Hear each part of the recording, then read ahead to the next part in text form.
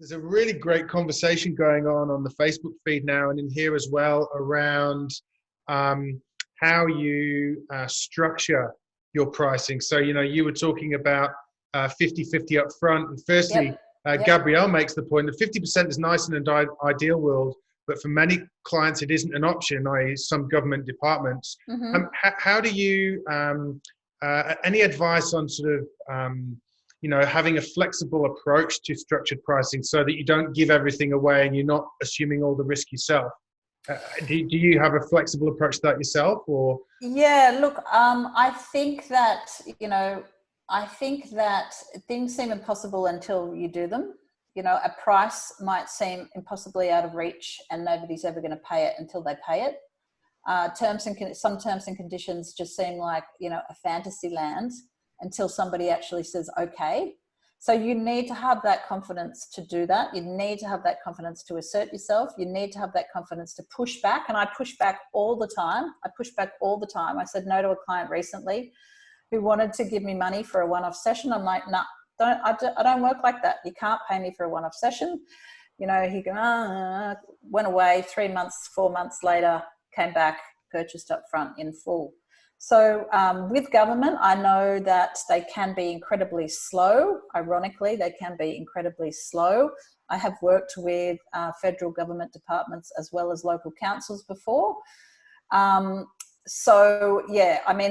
reliable for sure, but they can bankrupt your business. So don't underestimate that, because most small businesses close, not because they're not profitable, not because their balance sheet doesn't look good, but because they do not have enough cash to keep the doors open. They need the cash flow. So definitely, if you've got government clients and if they are not adhering to your payment terms, then you need to be able to manage your cash flow appropriately.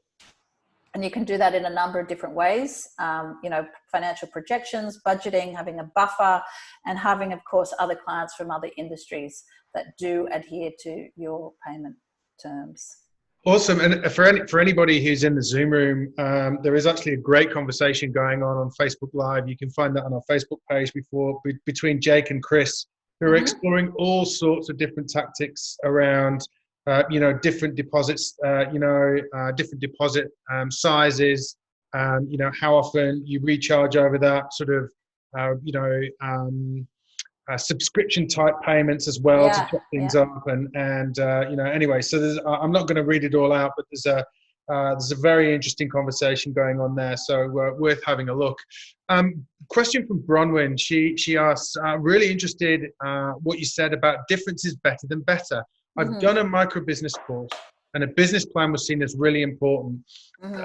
Knowing lots of details about everybody else. So I guess that's more about, okay, well, I do need to know what my competitors are doing. But so how do I sort of balance that between trying to make myself different, but then also being able to have that conversation around, well, why should I go with you and not XYZ type of question? Look, I think, again, this kind of comes down to psychology. So if somebody said, why should I go with you and not XYZ? I'd be leaning back in my chair and giving them a big wide smile and taking my sweet time to respond. Yeah, because they're clearly trying to get a rise out of you. They're clearly trying to get under your skin. So, learning how to manage that and learning how to manage that while keeping your emotions in check is super important. Yes, it's good to know what your competitors are doing. Absolutely, it's good to know what your competitors are doing. But I think most of us are watching our competitors far too closely, way too closely. Our competitors are also our colleagues. Our competitors are also fabulous, some of them, not all of them, fabulous people who can give us, plenty of referrals and plenty of work, and perhaps more importantly, the emotional sustenance, if I can pronounce that, to keep on keeping on, which, we all need from time to time. This is not something that I think you can kind of get like that. Like I said, I've been 12 years in business. There's been an evolution. I've rebranded a couple of times. I didn't come out fully formed. It was definitely a work in progress, and it's still a work in progress. But I think asking for feedback from clients, listening closely, asking for testimonials, doing surveys, you start to see yourself in other people's eyes, and you start to see, yourself reflected back, because we miss our own strengths. We take our own strengths for granted. We do not see ourselves the way other people see us. And, that's a crying shame when it comes to marketing. So we have to ask other people. We have to listen for those recurring themes. Yeah. Yeah, awesome. And I guess that just one other question. Actually, we covered this last month when we were looking at lessons from the first 12 months of a freelance career. And this is just a follow-up question. What are your thoughts on business plans as such? Like, a lot of people, you can get really sucked into a 400-page business plan and graphs and everything else. As a micro business, as a freelancer, as most of the audiences at the moment, where do you stand? Do you spend a lot of time yourself? Do you advise clients to be doing business plans? Like, just no. So I created the non-planners business plan back in 2016. If you want to Google the non-planners business plan and maybe put my name in the Google search, you can find it. It's completely free. I think most of us don't have business plans, and I work with some big businesses that look like they know what they're doing, and they don't even have a marketing plan written down. They might have a schedule of content if they're lucky, but they don't have a marketing plan. So very, very common. For me, planning has been a big, I'm a bit of an evangelist, because I'm one of those people that it doesn't come naturally to me. I have had to work really, really hard, and the non-planners business plan was part of that process. So yeah, most business plans, forget it. They're boring as batshit. Nobody reads them. What's the point? Unless you're pitching for investors, you don't need a business plan.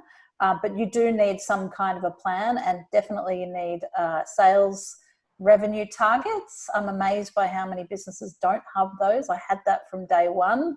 I knew exactly how much I wanted to earn. Set yourself a goal, have a revenue goal and a profit goal for every week, every month, every fortnight, every year. And definitely you need a marketing plan. You need to know, what are you promoting, what's coming up, what marketing materials do you need. Great. Now, guys, thanks for everybody who's put the questions in. We will get to them all. I'm actually going to go back to the beginning, and the first question from Christy, who's been waiting quite patiently. This is back to one of your first slides, I think, Brooke, and she says, can you please explain how press coverage that doesn't mention your business can be used? I didn't quite get that. Thanks. Yeah, so what I've been talking about lately in my business and within my communities is, the fact that we need to be optimistic. We need to be optimistic about the state of the economy. We need to have confidence that we can earn money. We need to have confidence that we don't have to discount our services, and that is absolutely supremely important, not just for our individual businesses, but for the Australian economy and, the wider world economy in general. We must have that confidence if we're to imbue confidence in our prospective customers. I've completely lost my train of thought. Oh, okay. So media. So I am deliberately looking for good news, and there is plenty of it. Yeah, I'm deliberately looking for businesses that are doing well. And there have been plenty of them. There have been sectors and industries that are doing well. So I can use that to help, illustrate the fact that now is a fabulous time to start a business, or now is a fantastic time, so long as you've got grit and perseverance, so long as you're, open-minded and willing to pivot perhaps or change what you're doing. Now is, a perfect time to be earning more money. Does that help? Does that answer that question, I hope? I think so. Well, we'll see. We'll see what Christy says. She's still on, so we'll see if she comes with a follow-up question. In the meantime, the next question from Ashley, which is on payment terms. What are your thoughts? She's asked 14 days, 28 days. What's the best for your payment terms? Money up front in full is best. Yeah, fair enough. So look, I used to have 28-day payment terms. I pulled it back to 14 days, and that definitely helped. I have had clients who've had to go on payment plans before because they owed so much money in arrears. They got behind in paying their invoices, and I kept working, and they kept accruing further invoices. We can do some really interesting things now, which I think that we should absolutely jump on. things such as putting clients on payment plans. So let's take a copywriting job or a web design job where it's fairly large. Let's say you get 50% up front. And then what most people do perhaps is they then go, okay, well, once I deliver that, I'll get paid that bit. Once I deliver that, I get paid that bit. But what does the client do? They drag their heels, they take forever, they disappear, they come back, they want to change everything. So rather than do it like that, if you can put them on a payment plan where this comes out regularly and them dragging their heels is only impacting them, because you've already got the money, and because the money's in your bank account, you can be a little bit more ballsy and say, dude, you said you were going to deliver this information to me and I'm still waiting, so what's the dealio? So that can really work really well. I think we should definitely be offering credit card payments. We should definitely be considering things like payment plans and automatic payment plans so that you're not having to manually chase people. Awesome. Now, the next question is from Lisa, and I think that this is specifically to do with working for not-for-profits. Yeah. What do you do when asked to do pro bono work and don't have the capacity? And this is when this is somebody that you've known in the past or worked with in the past.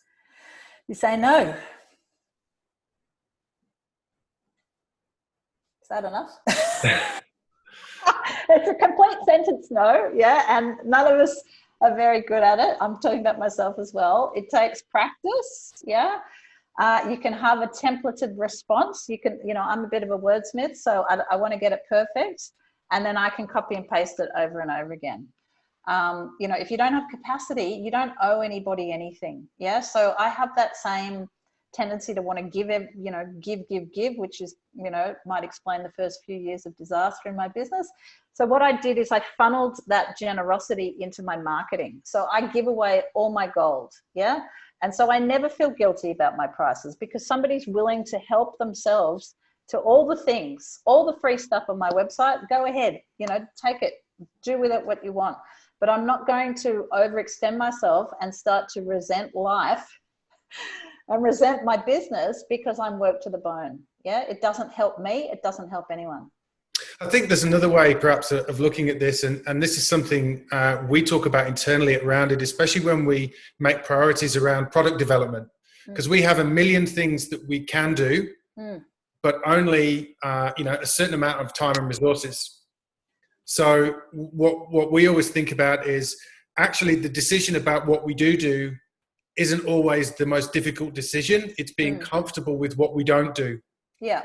So I think that perhaps, Lisa, if you're, because working for a not-for-profit might be something that you're super, super passionate about, but I think there's an acknowledgement in yourself that, okay, well, if I do this and I don't have capacity, if this is an extra 10%, I'm going to have to take 10% from somewhere else and take it out.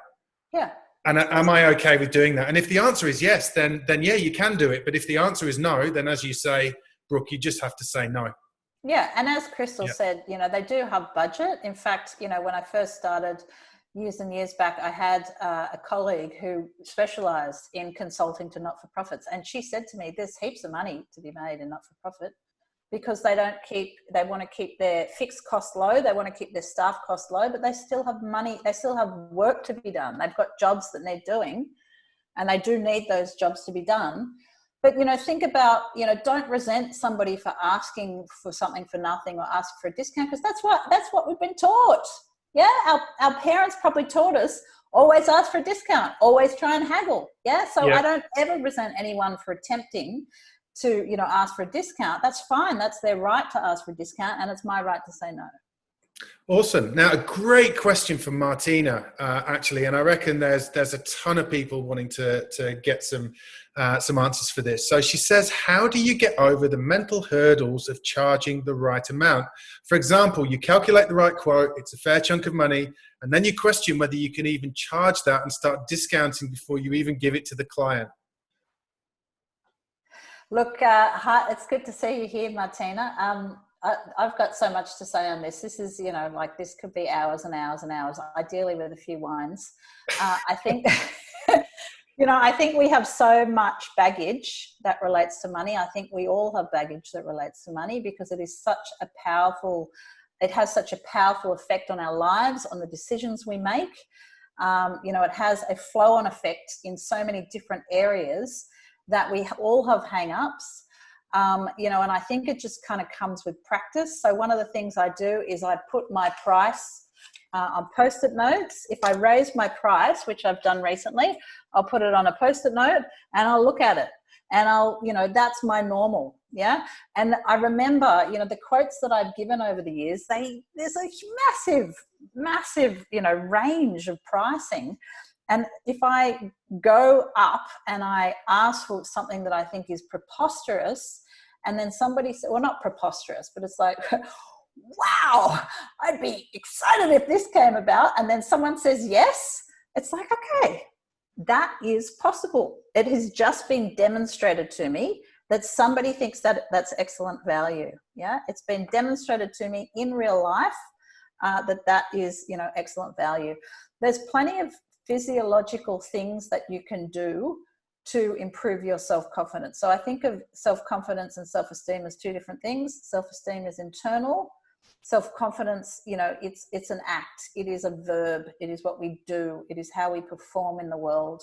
There are lots and lots of things that you can do to get better at performing self-confidence and to get better at manipulating your own physiology so that you feel better.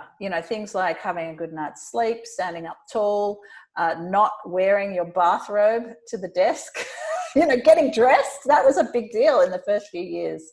Having a shower and getting dressed and sitting at, the home office. Oh, wow, look at me. These have very real effects. So all of these things will help. Awesome. And I think that's a perfect segue into the final question that we've got from Jessie, who asked for any tips on discussing price increases with long-term clients. This is a great question. I would not blindside them. Yeah. So this was a hard lesson to me. I keep thinking that people like surprises because I love surprises. As it turns out, most people hate surprises. So you have to keep signposting what you intend to do. Give people a heads up that this is coming, and give them, a little bit of time, not too much time. Lots of my clients are like, oh, I'll wait till July 1. That's like 5 months away. What are you doing? So you don't have to give them too much notice, but do give them notice. And then I would actually practice the conversation. I do a lot of talking to myself in the shower, depending on, what I'm doing that particular day. I would practice having conversations with clients, especially difficult, awkward conversations that I'm not wanting to have. I'll say them out loud because I don't want it to be the first time I say it out loud is when it really actually matters. You don't want to be defensive. It shouldn't sound like an apology.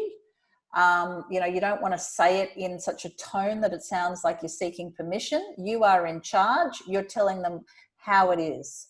And ideally, you're always attempting to communicate. You're always trying to communicate in their best interest. This is in your best interest. I have invested, significant time and money in my own education, and it's in your best interest. This price rise is in your best interest. Maybe, I'm getting a little bit more, perhaps I'm getting a little bit more structured in my process, and you're now going to receive, regular monthly reports.